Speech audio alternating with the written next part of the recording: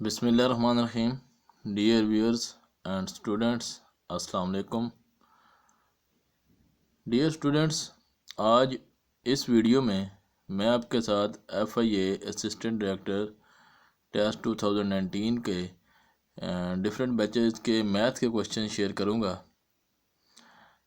ये मैथ के जो क्वेश्चन हैं ये FSC की बुक से लिए गए हैं, सेकंड ईयर की बुक से और कुछ फर्स्ट ईयर की बुक से। जिन लोगों की फर्स्ट ईयर और सेकंड ईयर पे ग्रिप है उन्होंने तो इनको इजीली सॉल्व कर लिया होगा, लेकिन बाज़ स्टूडेंट्स को, जो आर्ट्स के स्टूडेंट्स हैं, उनको इशू भी हुआ। तो इनका सलूशन मैं आपके साथ शेयर करता हूँ जी। पहला क्वेश्चन था work done by a force. ये न्यूमेरिकल से रिलेटेड थे, वैसे अगर जैसे फिजिक्स पे ग्रिप है वो भी ये सॉल्व कर सकते थे। Work done by a force F is equal to 2I + 2J + K। ये vector form, force vector quantity है तो ये वेक्टर फॉर्म में बताया गया है। If a body moves from point 0 0 0, ये तीनों कोऑर्डिनेट्स दिए गए हैं, टू Q 1 2 2। अगर एक पॉइंट P से Q की तरफ मूव करता है, उसके ऊपर हम फोर्स अप्लाई करते हैं तो वर्क कितना हुआ, वर्क फाइंड करना है। तो वर्क का फार्मूला होता है हमारे पास W = F.D। F हमें गिवन है 2I + 2J + K, और डिस्टेंस जो D है वो कितना होगा, P से Q तक। तो PQ इसका डिस्टेंस है, तो वेक्टर PQ जो है वो डिस्टेंस आ जाएगा। डिस्टेंस तो ऐसे हमारे पास स्केलर क्वांटिटी होती है, यहाँ पे मतलब हम डिस्प्लेसमेंट फाइंड करेंगे। Shortest distance between 2 points is called displacement. तो ये शॉर्टेस्ट डिस्टेंस जो होगा 2 पॉइंट्स P और Q के दरमियान से हम डिस्प्लेसमेंट कहेंगे, और डिस्प्लेसमेंट वेक्टर क्वांटिटी होती है। तो displacement PQ = PQ, PQ vector जो है, और PQ किसकी इक्वल होता है, OQ - OP। ये OQ और OP actually position vectors of Q and position vector of P है। OQ - OP, ये इनको शॉर्टकट में लिखा जाता है OQ और OP। एक्चुअली ये पोजीशन वेक्टर ऑफ Q और पोजीशन वेक्टर ऑफ P है। अब OQ की जगह पे जो Q पॉइंट है वो आ जाएगा। Q पॉइंट है 1 2 2, मीन 1I + 2J + 2K बन जाएगा। ये 1I + 2J + 2K। और जो P पॉइंट है 0 0 0 वो बन जाएगा 0I + 0J + 0K। दोनों के दरमियान माइनस का साइन है, माइनस की वजह से ये प्लस के साइन चेंज हो जाएंगे जो आगे वेक्टर है। तो 1I - 0I 1I आ जाएगा, 2J - 0J 2J आ जाएगा, 2K - 0K 2K आ जाएगा। ये हमारे पास डिस्प्लेसमेंट वेक्टर आ गया। अब F.D, डॉट प्रोडक्ट फाइंड करेंगे यहाँ पे, क्योंकि वर्क जो है वो स्केलर क्वांटिटी है, इसलिए हम स्केलर प्रोडक्ट या डॉट प्रोडक्ट फाइंड करेंगे। तो F जो है वो 2I + 2J + K गिवन था, और D जो है ये वेक्टर हमारे पास आया 1I + 2J + 2K, दोनों का डॉट प्रोडक्ट। तो डॉट प्रोडक्ट ये होता है जी कि I से मल्टीप्लाई होगा, मीन I के साथ जो मैग्नीट्यूड है, ये जो 2 है और इधर 1 है, दोनों वेक्टर्स में यहाँ पे I के साथ 2 है और यहाँ पे I के साथ 1 है, 2 और 1 आपस में मल्टीप्लाई हो जाएंगे, और I का डॉट प्रोडक्ट 1 की इक्वल होता है, वो ख़त्म हो जाएगा, इसलिए वो नहीं लिखेंगे। इस तरह 2J के साथ जो 2 है और जो इस J के साथ 2 है वो आपस में मल्टीप्लाई हो जाएंगे, और J.J 1 होता है, वो नहीं लिखेंगे। इस तरह K के साथ जो नंबर है 1 और इस K के साथ जो नंबर है 2 वो आपस में मल्टीप्लाई हो जाएंगे, और K.K जो है वो 1 होता है, वो भी ख़त्म हो जाएगा। अब डॉट प्रोडक्ट एक्चुअली वेक्टर्स के दरमियान होता है, तो इसलिए ये यूनिट वेक्टर्स का जो डॉट प्रोडक्ट है वो 1 आएगा, वो नहीं लिखेंगे हम, और नंबर्स जो हैं वो आपस में मल्टीप्लाई हो जाएंगे। तो 2I का जो 2 इस I के 1 से मल्टीप्लाई, इस J का 2 इस J के 2 से मल्टीप्लाई, इस K का 1 इस K के साथ जो 2 के साथ मल्टीप्लाई होगा, तो 2 1 2 2 2 4 2 1 2, तो ये आपस में ऐड हुए, तो 8 यूनिट्स वर्क फाइंड हो गया जी। यूनिट्स लिखा गया है कि जो भी इसका यूनिट होगा, अगर फोर्स का यूनिट न्यूटन और डिस्प्लेसमेंट का यूनिट मीटर हो तो न्यूटन मीटर बनेगा, वर्क का जो यूनिट जूल भी जिसे हम कहते हैं। नेक्स्ट क्वेश्चन है जी, find the moment of force. Moment of force को टार्क भी कहते होते हैं, ठीक है जी। अब यहाँ पे हमने टार्क फाइंड करना है, मोमेंट ऑफ फोर्स, और टार्क का फार्मूला क्या होता है, R/F। R/F मीन हमने वेक्टर प्रोडक्ट यहाँ पे फाइंड करना है।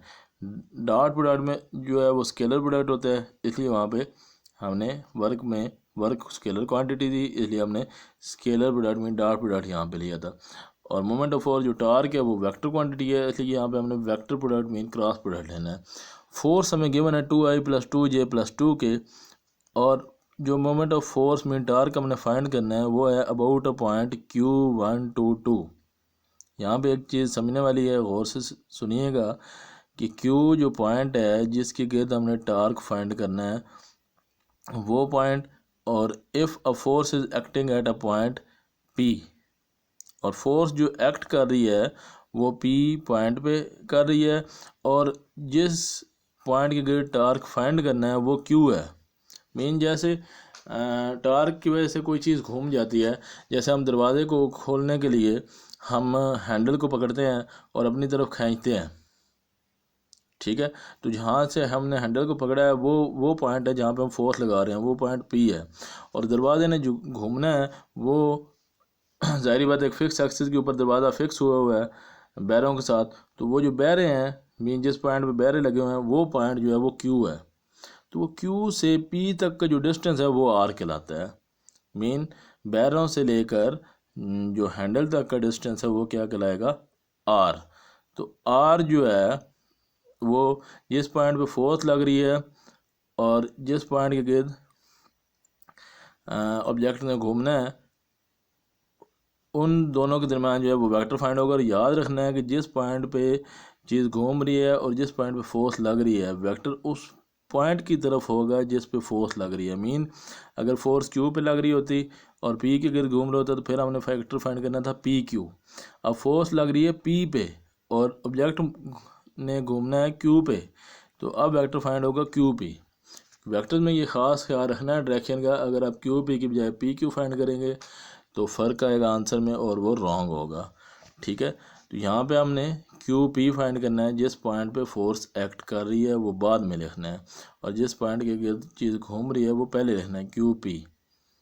तो QP क्या होगा, position vector of P minus position vector of Q, OP minus OQ। OP mean P point को वेक्टर की फॉर्म में लिख दें और OQ मीन Q पॉइंट को वेक्टर की फॉर्म में लिख दें। तो OP पॉइंट क्या था, 1 - 2 और 3, मीन ये बन जाएगा 1i - 2j + 3k, 1i - 2j + 3k। और जो Q है वो बन जाएगा 1i + 2j + 2k, 1i + 2j + 2k। अब दोनों के दरमियान माइनस का साइन है, माइनस की वजह से ये आगे जो ब्रैकेट में नंबर है इनका साइन चेंज हो जाएंगे, दोनों प्लस जो है माइनस हो जाएंगे, लेकिन ये जो पहला वेक्टर है वो सेम आ जाएगा। अब यहाँ पे i में से i माइनस होगा तो 1i - 1i 0i, j में से j माइनस होगा तो -2j - 2j - 4j, और 3k में से -2k माइनस करेंगे तो +k आ जाएगा। ये हमारे पास r मोमेंट आर्म फाइंड हो गया, r को मोमेंट आर्म कहते हैं। अब टार्क हमने फाइंड करना है, टार्क जिसे हम मोमेंट ऑफ फोर्स भी कहते हैं, वो क्या होता है r क्रॉस f। यहाँ पे हमने क्रॉस प्रोडक्ट लेना है क्योंकि टार्क वेक्टर क्वांटिटी है जी। तो r हमने फाइंड किया है 0i - 4j + 4k, ये वेक्टर आ गया पहला। क्रॉस फोर्स जो हमें गिवन थी 2i + 2j + 2k वो आ गई। अब क्रॉस प्रोडक्ट फाइंड करने के लिए हमने डिटर्मिनेंट फार्मूला बनाना होता है, डिटर्मिनेंट की फॉर्म में लिखेंगे तब वेक्टर प्रोडक्ट फाइंड होगा। लेकिन डॉट प्रोडक्ट सिंपल था कि i वाला नंबर i से मल्टीप्लाई करते थे, j वाला j के साथ और k वाला k के साथ। लेकिन यहाँ पे हम डिटर्मिनेंट बनाएंगे i j k। अब पहले क्योंकि r है तो r के जो वेक्टर है हमारे पास i j के, तो यहाँ पे यूनिट वेक्टर्स हैं, जो नंबर्स हैं मैग्नीट्यूड जो है वो लिखते जाएंगे। 0 - 4 और 1 ये पहले लिखेंगे एक रो में, और जो दूसरा वेक्टर है f 2 2 और 2, 2i + 2j + 2k ये दूसरे रो में लिख देंगे, मीन थर्ड रो जो है 2 2 और 2। अब यहाँ पे हम एक्सपेंड करेंगे फर्स्ट रो से एक्सपेंड होगा तो सबसे पहले i से होगा। अब जब हम i से एक्सपेंड करेंगे तो i जिस रो में आ रहा है वो रो भी ख़त्म हो जाएगी और जिस कॉलम में आ रहा है वो कॉलम भी ख़त्म हो जाएगा। तो पीछे 4 नंबर रह जाएंगे -4 1 2 और 2, तो ये पहला हमने -4 1 2 2 लिख दिया।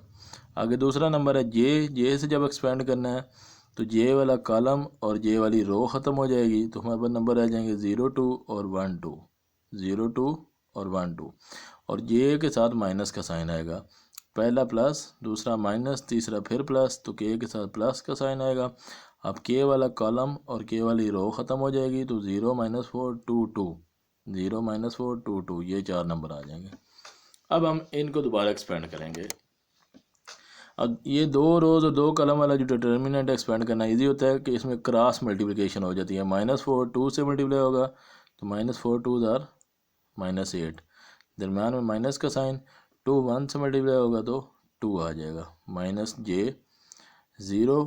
फिर हमारे पास ये वाला हमेशा डायगोनल वाली एंट्रीज पहले मल्टीप्लाई करनी है, 0 2, ये नॉन डायगोनल जो होती हैं 1 2 जो है ये बाद में करना है। अगर उल्ट करेंगे तो आंसर रॉन्ग हो जाएगा। 0 और 2 मल्टीप्लाई करेंगे तो 0 आ जाएगा, और 2 1 2, दरम्यान में माइनस का साइन, हमेशा दरम्यान में माइनस का साइन आएगा। अगर कहीं पे पहले ऑलरेडी माइनस आ रहा हो तो वो प्लस हो जाएगा। जैसे अगले में देखें के 0 2 0, दरम्यान में माइनस वैसे आना है, लेकिन ये बन रहा है 2 -4 से होगा तो -8, तो माइनस माइनस प्लस हो जाएगा। -1 ये जो -8 के साथ आया है, और एक माइनस फार्मूले वाला, तो दोनों माइनस प्लस हो गए। यहाँ से हमारे पास वेक्टर बन जाएगा -8 -2 -10 आई, इधर बन जाएगा 0 -2 -2, माइनस माइनस प्लस हो जाएगा तो +2j, और 0 + 8 होता है, और वो 8k बन जाएगा। तो ये हमारा टॉर्क फाइंड हो गया। टॉर्क क्योंकि वेक्टर क्वांटिटी है तो ये वेक्टर की फॉर्म में ही आंसर भी आया है। जब i j k position vectors आ जाएं तो मीन वो वेक्टर आया है। और आप देख सकते हैं कि जब हमने वर्क फाइंड किया था तो उसमें कोई i j k नहीं आया था, सिंपल नंबर आया था, तो वो स्केलर क्वांटिटी थी। लास्ट क्वेश्चन है जी आज के लेक्चर का, calculate projection of a along b। अब ये 2 किस्म का क्वेश्चन आ सकता है जी, a along b या b along a, दोनों में फ़र्क आगे मैं बताता हूँ। a वेक्टर है i-k और b वेक्टर है j+k, इन 2 वेक्टर्स के साथ। अगर तो क्वेश्चन आए projection of a along b जो है जैसे अभी इस क्वेश्चन में है, तो फिर a का जो b के लॉन्ग प्रोजेक्शन होता है वो a cos थीटा होता है, और a cos थीटा जो है वो इक्वल होता है a.b/b मैग्नीट्यूड। मैग्नीट्यूड लिखने के 2 मेथड हैं, या इसके ऊपर दोनों साइड पे लाइन लगा दें, या वेक्टर का सिंबल, ये जो b के नीचे लाइन लगी हुई है वेक्टर का सिंबल होता है, ये ख़त्म कर दें तो ये भी मैग्नीट्यूड का साइन है, या वेक्टर का साइन पर रहने दें वो लाइन, और दोनों साइडों पे लाइन लगा दें, मॉड बना दें, तो वो भी वेक्टर इसका मैग्नीट्यूड का सिंबल होता है। और अगर क्वेश्चन आए प्रोजेक्शन ऑफ बी लॉन्ग ए, तो बी लॉन्ग ए जो प्रोजेक्शन होता है वो b cos थीटा होता है, और वो इक्वल आएगा a.b/a मैग्नीट्यूड।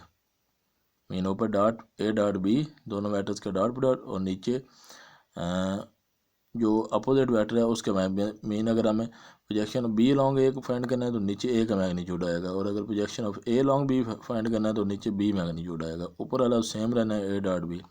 मीन पहले तो हम डॉट प्रोडक्ट फाइंड करेंगे, तो a.b क्या आएगा, a.b, A first vector dot B second vector.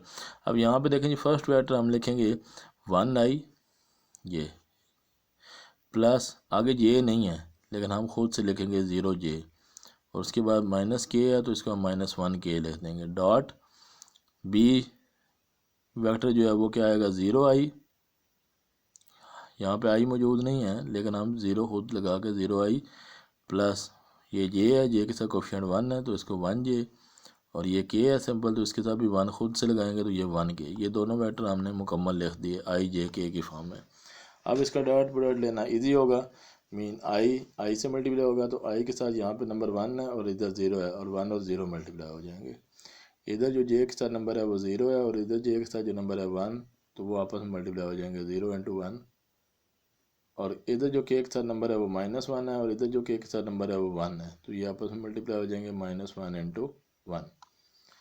क्या होगा जी, 1 0 ज़ार 0, 0 1 ज़ार 0, ये -1 1 ज़ार -1, तो आपस में ये माइनस हुए, 0 + 0 0, -1 -1, तो डॉट प्रोडक्ट आ गया a.b = -1। अब हमें क्योंकि फाइंड करने को कहा गया a along b, projection of a along b, mean ये पहला फार्मूला यूज़ करना है, दूसरा फार्मूला आप खुद ट्राई कीजिएगा अपनी प्रैक्टिस के लिए। अगर b along a आ जाए तो ये दूसरा फार्मूला यूज़ होगा। तो पहले फार्मूले में नीचे b का मैग्नीट्यूड आ रहा है, तो यहाँ पे हम b का मैग्नीट्यूड फाइंड करेंगे, a का नहीं करेंगे। तो b का मैग्नीट्यूड में हम b का नीचे वेक्टर का साइन नहीं डालेंगे, सिंपल b और मैग्नीट्यूड कैसे होता है कि जो बी वेक्टर में आई जे प्लस के लिखा हुआ है, जे के साथ जो नंबर है 1 उसका स्केयर और जो के के साथ नंबर है 1 उसका स्केयर, दोनों का अलग स्केयर लेंगे। अगर वहाँ पे 2 होता तो 2 का स्केयर लेते, लेकिन वहाँ पे कोई नंबर नहीं है तो 1 का स्केयर प्लस 1 का स्केयर और होल का स्केयर रूट, तो वो 1 + 1 2 स्केयर रूट आ जाएगा। तो आप फार्मूला लिखेंगे A cos theta is equal to A dot B over B magnitude. A dot B हम -1 फाइंड कर चुके हैं वो लिख देंगे, और बी का मैग्नीट्यूड हम स्केयर रूट 2 फाइंड कर चुके हैं वो लिख देंगे। तो ये हमारा आंसर आ गया जी, A cos theta is equal to -1/2 square root. ठीक हो गया जी। जीडी स्टूडेंट्स, ये थे 3 क्वेश्चंस असिस्टेंट डायरेक्टर के पेपर 2019 का जो पेपर था उसके। काफ़ी लोगों ने वैसे ये क्वेश्चन कर लिए होंगे, लेकिन काफ़ी के लिए ये बहुत मुश्किल क्वेश्चन थे। उनके लिए ज़ाहिर बात, उन्होंने अगर FA वगैरह किया हो वैसा। बाकी भी इंशाल्लाह वीडियोस में आपके मैथ पोर्शन की तैयारी के लिए अपलोड करता रहूँगा। मेरी इस वीडियो को लाइक करके मेरा हौसला अफजाई ज़रूर कीजिएगा। दुआ में याद रखिएगा। शुक्रिया। खुदा हाफिज़।